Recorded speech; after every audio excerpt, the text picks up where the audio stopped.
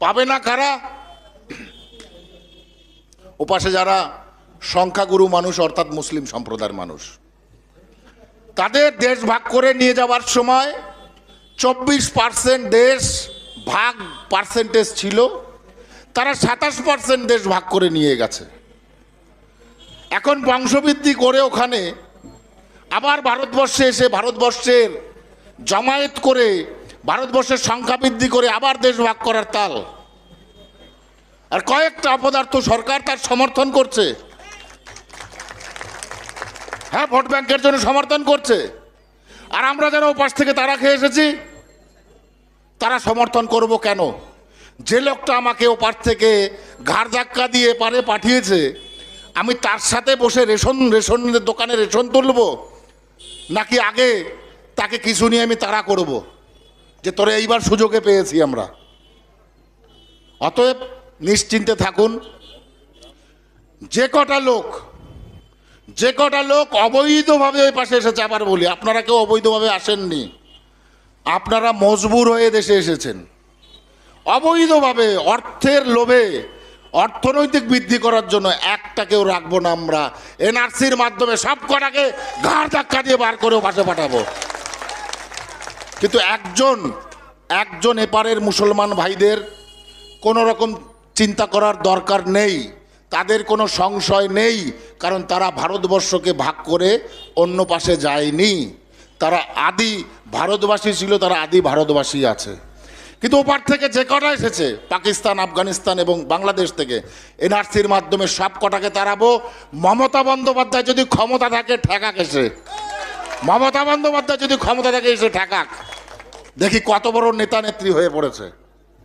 এই চ্যালেঞ্জ দিয়ে গেলাম আজকে এখানে দাঁড়িয়ে। কেননা সিএ ইমপ্লিমেন্টেশন হবার পরে এই রাজ্যের মুখ্যমন্ত্রী এবং তার বাহিনীরা যেভাবে সিএকে একটা অপসংস্কৃতি বা অপসংস্কার হিসাবে যেভাবে তুলে ধরছেন, বাস্তবতায় সেটা নয়। যদি তাই হতো তাহলে সিএ ইমপ্লিমেন্ট করার কোনো কারণই ছিল না। 1971 সালের পরে যখন শেখ মুজিবর আর ইন্দিরা গান্ধীর মধ্যে বাংলাদেশ এবং ভারতবর্ষের মধ্যে যখন চুক্তি হয়েছিল, স্বাক্ষরিত চুক্তি, সেই চুক্তিতে বলা হয়েছিল উভয় দেশের সংখ্যালঘুরা সেই দেশের গভর্নমেন্টের মাধ্যমে সুরক্ষিত থাকবেন।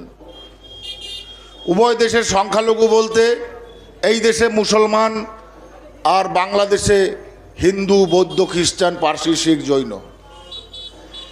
যেহেতু 71-এর পরে এরশাদের সময় যিনি প্রেসিডেন্ট ছিলেন বাংলাদেশের, তখন বাংলাদেশ ইসলামিক কান্ট্রিতে পরিণত হয়। লিখিতভাবে ইসলামিক কান্ট্রিতে পরিণত হলেও হিন্দুরা কিন্তু সেখানে কোনোভাবেই তাদের ধর্ম আচরণ করতে পারেনি। 1947 সালে দেশভাগের পরে যত না মানুষ ভারতবর্ষে এসেছে, তার ডবলেরও বেশি মানুষ ভারতবর্ষে এসেছিল 71-এর পরে, কারণ ধর্মীয় কারণে প্রতারিত বা নিপীড়িত হয়ে। সেটা একদিনের ঘটনা নয়। যতবার মানুষ ঢুকেছে ভারতে, ততবারই তৎকালীন সময়ে কংগ্রেস গভর্নমেন্ট দিনের পর দিন একের পর এক তারা বিভিন্নভাবে সংবিধানের বিভিন্নভাবে পরিবর্তন করেছে এবং আমাদের মানুষদেরকে হ্যারাসমেন্ট করেছে। সেই অবস্থান থেকে সম্পূর্ণভাবে মুক্ত করতে বর্তমান ভারতীয় জনতা পার্টির কেন্দ্র সরকার বদ্ধপরিকর, এবং বদ্ধপরিকর বিধায় মাননীয় প্রধানমন্ত্রীজি ঠাকুরনগরে এসেছেন। উনি এসে 2019 সালের 2রা ফেব্রুয়ারিতে উনি কথা দিয়েছিলেন যে আমরা সিএবি বিল পার্লামেন্টে এনে আমরা পাশ করিয়ে ভারতের সংবিধান করব। সেই সংবিধান দীর্ঘ 5 বছর অতিক্রান্ত হওয়ার পরে আজকে সোসাইটিতে ইমপ্লিমেন্টেশন হয়েছে, কার্যকারিতার রূপ পেয়েছে। কেন? এটা নিয়েও রাজনৈতিক প্রোপাগান্ডা চলছে, রাজনৈতিক অনেক বিস্তর আলোচনা করছে, নেগেটিভ আলোচনা। যে 5 বছর কেন লাগলো? একটা রুল ফ্রেম করতে 1.5 মাস লাগে, একটা রুল ফ্রেম করে তার ইমপ্লিমেন্টেশন করতে বড় জোর 2.5 থেকে 3 মাস লাগে। কতগুলো 74 বছরের নেগেটিভ ইস্যুকে তোমরা পশ্চিমবঙ্গে বিল পাস করিয়েছ বিধানসভায়, ইমপ্লিমেন্ট করেছো 2 মাসে, সেটা আগে জবাব দাও তোমরা। একটা 75 বছরের অসমাধানকৃত একটা জিনিস, যার সমাধান হয়নি, দিনের পর দিন সমস্ত রাজনৈতিক লোকেরা সেটাকে নিয়ে রাজনীতি করেছে। একের পর এক বাংলাদেশ থেকে মানুষ ভারতবর্ষে এসেছে অত্যাচারিত হয়ে। এখানে রেশন কার্ড, এখানে ভোটার কার্ড তৈরি করেছে। আচ্ছা, আপনারা একদম একটা কমন সেন্স দিয়ে বুঝুন, যে লোকটা সাংবিধানিকভাবে পূর্ব পাকিস্তানি হয়ে গেছিল, তার পূর্বপুরুষরা, 2 পুরুষ জেনারেশন বা 1 জেনারেশন আগে যে ধর্মীয় কারণে নিপীড়িত হয়ে সে ভারতবর্ষে আসতে পারেনি, সেই লোকটা বাংলাদেশ থেকে এলো, সেই লোকটা ভোটার কার্ড বানালো, সেই লোকটা এখানে রেশন কার্ড বানালো, সে ভোট দিল, সে রেশন তুলল। সেই লোকটা কিভাবে ভারতবর্ষের নাগরিক হয়ে গেল? সবচাইতে বড় প্রশ্ন এখানে এই বিষয়টা আমি বোঝাতে চাই, যে গল্পটা পশ্চিমবঙ্গের মুখ্যমন্ত্রী এবং পশ্চিমবঙ্গের এই তৃণমূলের যে অপদার্থ সরকার গত 12 বছর ধরে মা মাটি মানুষের নামে মায়েদের অপমান করেছেন, মাটি অসুরক্ষিত করেছেন এবং মানুষের বলি দিয়েছেন, সেই সরকারের কথা আমি বলছি। ভারতবর্ষে বাংলাদেশ থেকে এলো, সেন্সাস রিপোর্টে নাম আপনার কেন্দ্রে পৌঁছলো না, আপনি দিনের পর দিন ভোট দিয়ে যাচ্ছেন, ভাবছেন আমি তো ভারতবর্ষের সিটিজেন হয়ে গেলাম। সেটা নয়। ভারতবর্ষের সংবিধান সম্পর্কে একটু বুঝতে হবে, জানতেও হবে। খালি গল্প বলে যাবে আর আমাদের কান ভরে যাবে, মাথা ভরে যাবে গল্পে, সেটা নয়। ভারতবর্ষ যুক্তরাষ্ট্রীয় কাঠামোতে চলে। সেন্ট্রালের গভর্নমেন্ট, স্টেটের গভর্নমেন্ট। স্টেটের আওতায় রয়েছে যে সে সেন্ট্রাল গভর্নমেন্টের সাংবিধানিক অনুমতি সহকারে সে সেখানে ভোট দান করার অধিকার দিতে পারবে এবং তারা রেশন দিতে পারবে। রেশনে দুর্নীতি হয়েছে না? রেশনে দুর্নীতি হওয়ার পরে সেটা জেলে গেছে না অপদার্থটা? আরও অনেক কিছু আছে, এটা নিয়ে পরে বলছি। কিন্তু তার মানে এই নেই স্টেট গভর্নমেন্টের হাতে ভারতবর্ষের সিটিজেনশিপ দেওয়ার ক্ষমতা আছে। ভালো করে বুঝবেন, 1947 সালে দেশ ভাগ হলো।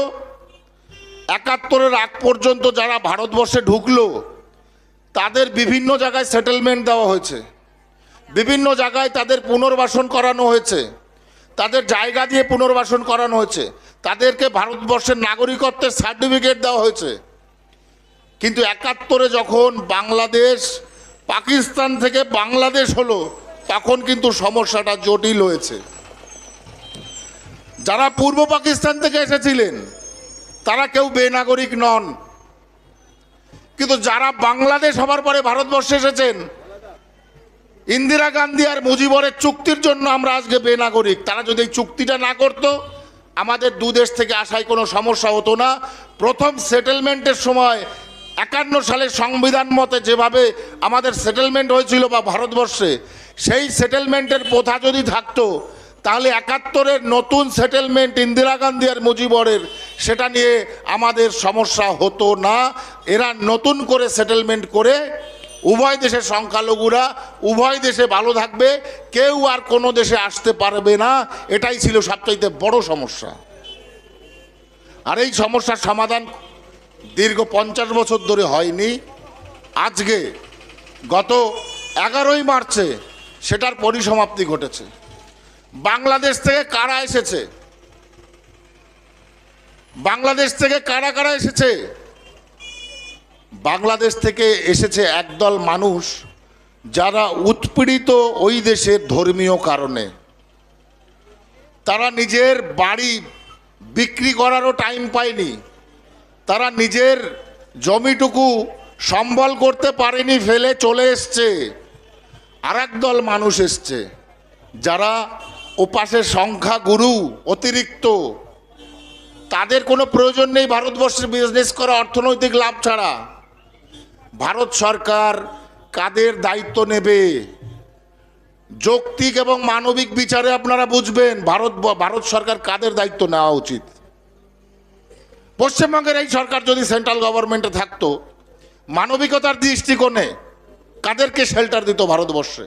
যে লোকগুলো ওই পার থেকে নিপীড়িত, অত্যাচারিত হয়ে ভারতে এসেছে, তারা কোনো এক সময় ভারতবর্ষের মাটিতেই ছিল।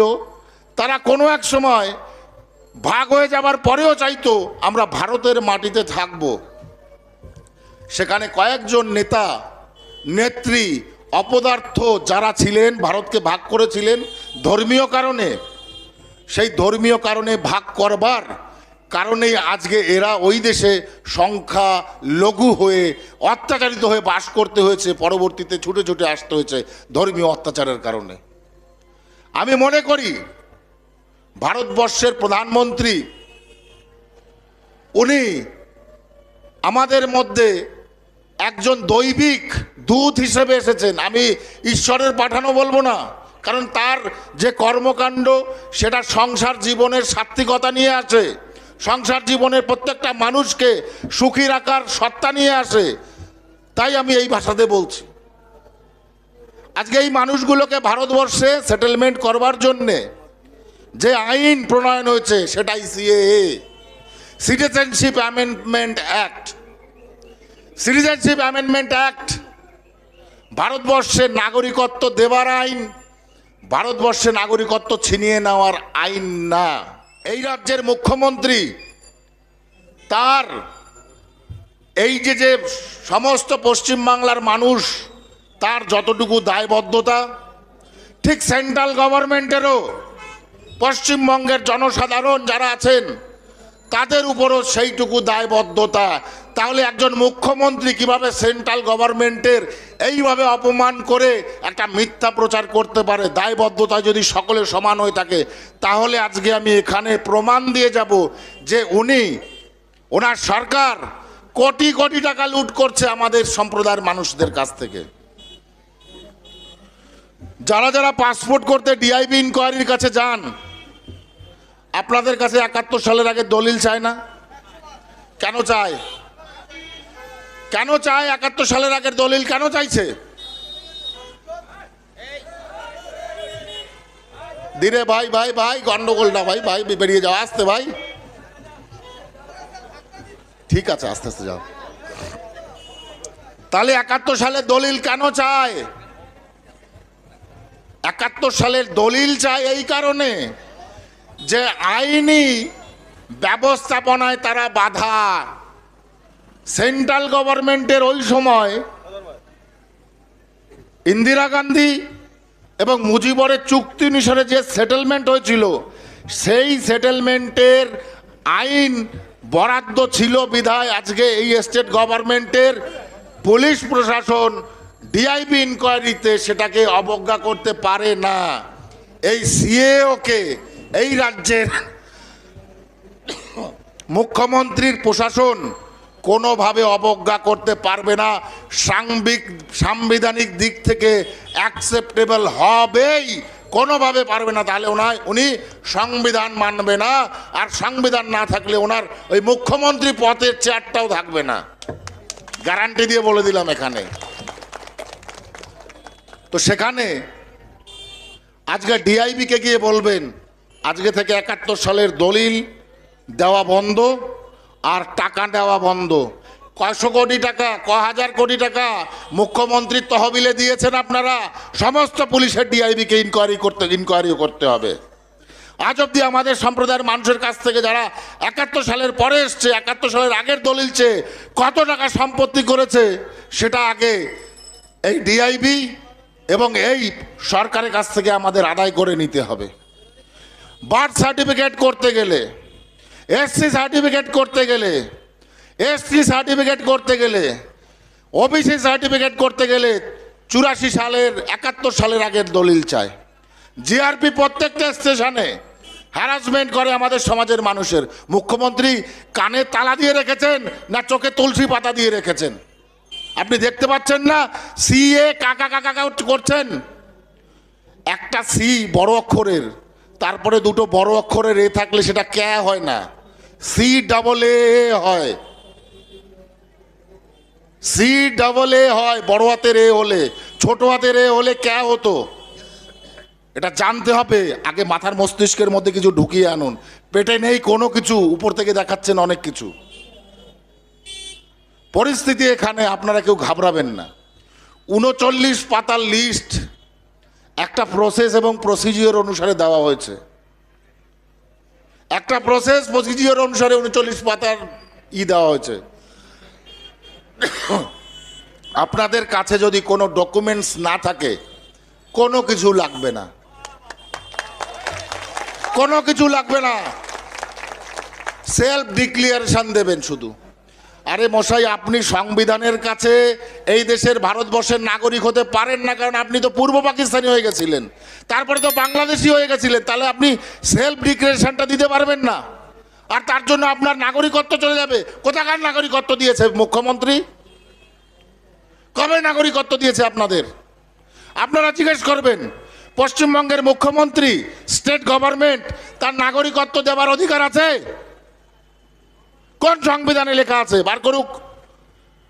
স্টেট গভর্নমেন্টের নাগরিকত্ব দেওয়ার ক্ষমতা আছে কোন সংবিধানে লেখা আছে?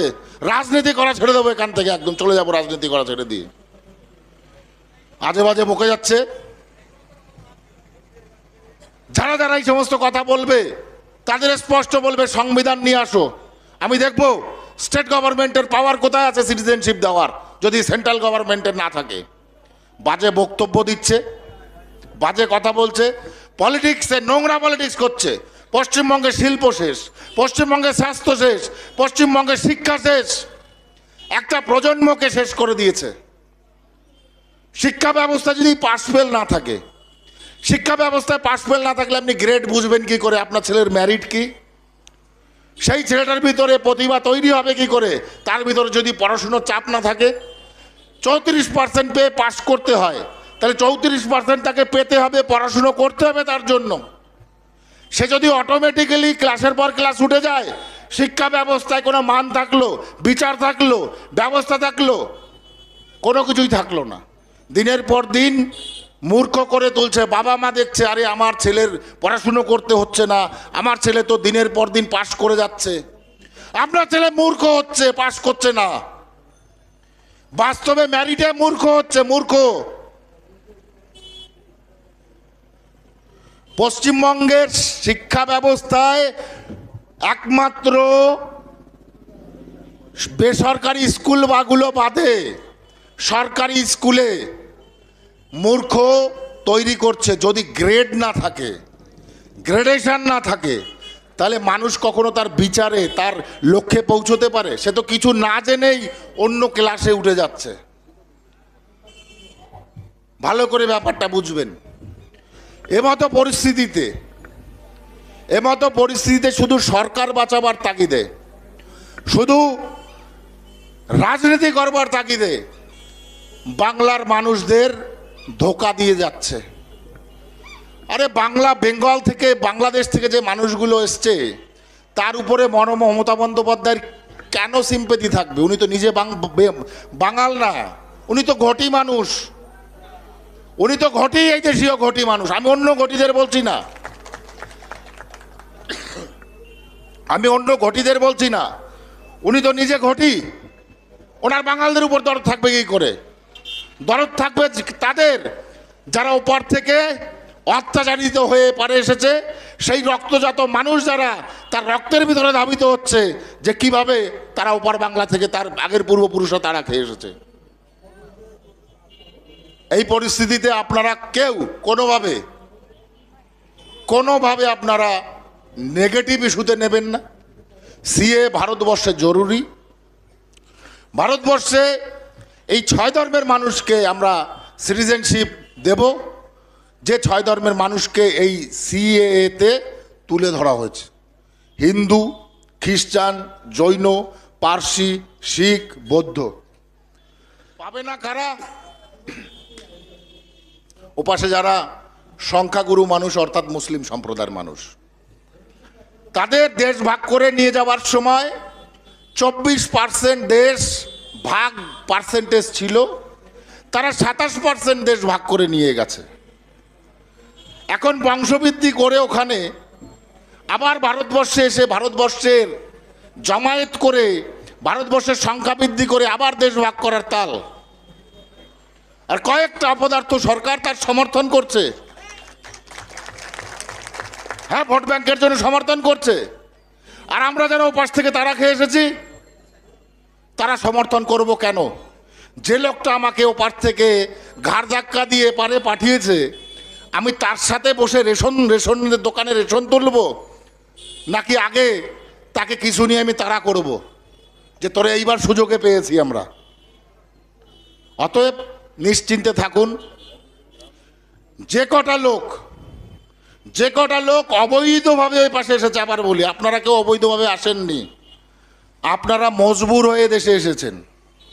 অবৈধভাবে অর্থের লোভে অর্থনৈতিক বৃদ্ধি করার জন্য একটাকেও রাখবো না আমরা। এনআরসির মাধ্যমে সব কটাকে ঘাড় ধাক্কা দিয়ে বার করে পাশে পাঠাবো। কিন্তু একজন এপারের মুসলমান ভাইদের কোনো রকম চিন্তা করার দরকার নেই, তাদের কোনো সংশয় নেই, কারণ তারা ভারতবর্ষকে ভাগ করে অন্য পাশে যায়নি।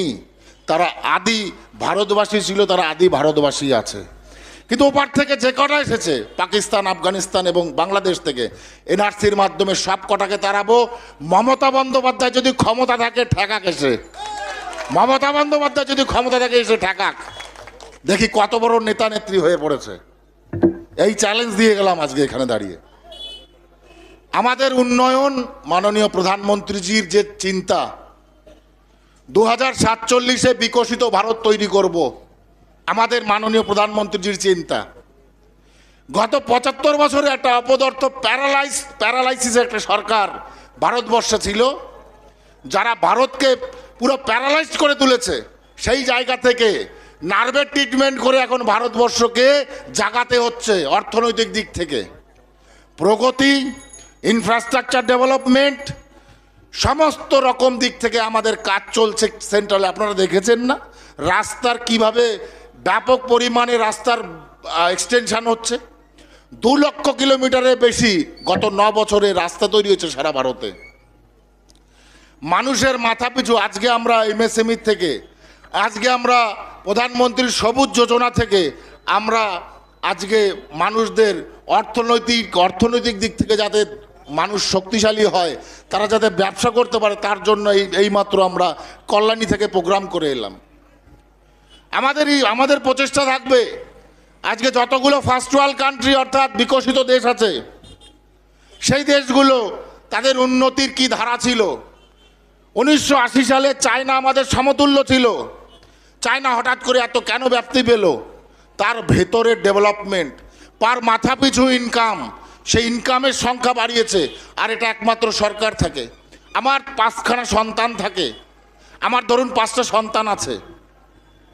5টা সন্তান যদি একজন গরিব হয়ে যায়, প্রেশারটা কার উপরে পড়ে? বাবার উপর পড়ে তো। তাহলে 5টা ছেলেই যদি মাথা পিছু সমান ইনকাম করে, তাহলে কিন্তু বাবার মাথার উপরে এত প্রেশার থাকে না, কারণ ওই সন্তানটাকে তাকে টানতে হচ্ছে না।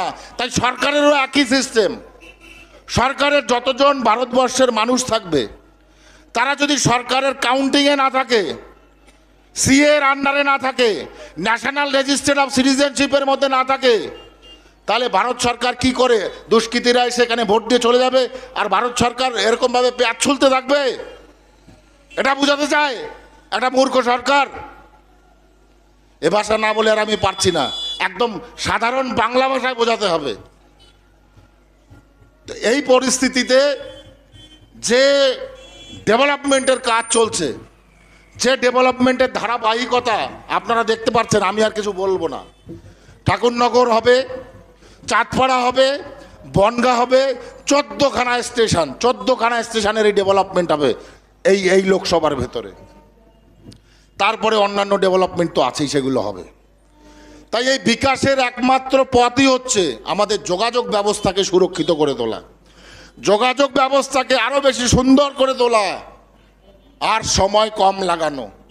একটা মাল এখান থেকে কলকাতায় নিয়ে যাব, আমাদের যশোর রোড দিয়ে যেতে প্রায় 3 ঘন্টা সময় লেগে যায় কলকাতা পৌঁছতে। এটা যদি ডবল লেন হতো, আমাদের 1 ঘন্টা থেকে 1.5 ঘন্টার ভিতরে আমরা কলকাতায় পৌঁছে যেতে পারতাম। তাহলে এই যে 1.5 ঘন্টা ব্যবধানে টার্ন অ্যারাউন্ড টাইম লস হচ্ছে, 1.5 ঘন্টা ব্যবধানটা অনেক বড় বিষয়।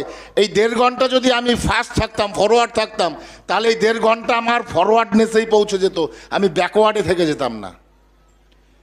তাই রাস্তাঘাট আবার জরুরি দরকার আছে। যত তাড়াতাড়ি মাল পৌঁছবে, তত তাড়াতাড়ি সেখানকার মানুষের কাছে সেই সামানগুলো পৌঁছবে।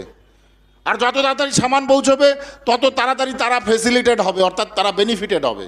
আর যত বেশি বেনিফিটেড হবে, তত বেশি ডেভেলপমেন্টের ধারা পৌঁছে যাবে। আজ থেকে 30 বছর আগে ঠাকুরনগরের পরিস্থিতি কী ছিল, আর 30 বছর পরে ঠাকুরনগরের পরিস্থিতি কি আছে? কেন? ট্রেনের যোগাযোগ বেড়েছে, ডবল লাইন হয়েছে, গাড়ি আরও উন্নত মানের হয়েছে, যে কারণে এখানের সমস্ত ব্যবস্থাপনায় একটা উন্নততর জায়গা তৈরি হয়েছে। তাই যাতায়াত ব্যবস্থাকে আমাদের সবচাইতে বেশি মাথায় রাখতে হবে, যে ডেভেলপমেন্টের জন্য যাতায়াত ব্যবস্থার দরকার।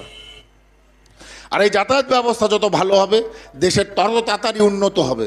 আমাদের প্রচেষ্টা থাকছে, আমার বিশেষ করে নিজের দপ্তর যেটা port shipping waterways, port shipping ওয়াটারওয়েজের 7500 কিলোমিটার আমাদের যে সাগর, যে কোস্টাল এরিয়া আছে, তার ডেভেলপমেন্টের জন্য মাননীয় প্রধানমন্ত্রীজি সাগরমালা 2015 সালে একটা সাগরমালা প্রকল্প তৈরি করেন, যার মধ্যে পোর্ট লেট ইন্ডাস্ট্রিয়ালাইজেশন হচ্ছে, মানে পোর্টকে ঢেলে সাজানো হচ্ছে। ভারতবর্ষের যে কোনো বিজনেসের 70% বিজনেস পোর্টের মাধ্যমে হয়, 70% এক্সপোর্ট পোর্টের মাধ্যমে হয়।